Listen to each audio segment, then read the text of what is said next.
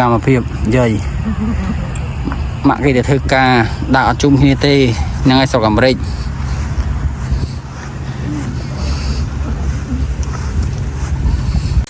ម៉ែមិនសួរតែម៉ែដឹង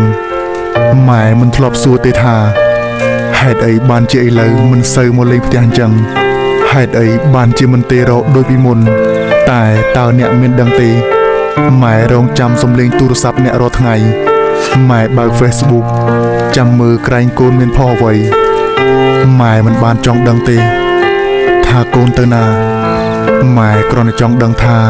តើកូនសុខសប្បាយអត់ម៉ែមិនធ្លាប់បន្ទោសដែលកូនរវល់នឹងជីវិតផ្ទាល់ខ្លួនព្រោះតែម៉ែដឹងថាពិភពលោកសង្គមមនុស្សនៅខាងក្រៅវាកាយសាហាវនិងនឿយហត់ជាខ្លាំងម៉ែសូមត្រឹមតែសំលេងឬសារមួយខ្លីៗសួរមកកាន់ម៉ែថាម៉ែ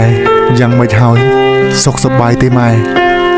បានឮប៉ុណ្ណឹងគ្រប់គ្រាន់ណាស់ហើយសម្រាប់ម៉ែដែលលះបង់ឲ្យកូនអស់ពីចិត្តព្រោះតែវាបានធ្វើឲ្យម៉ែដឹងថា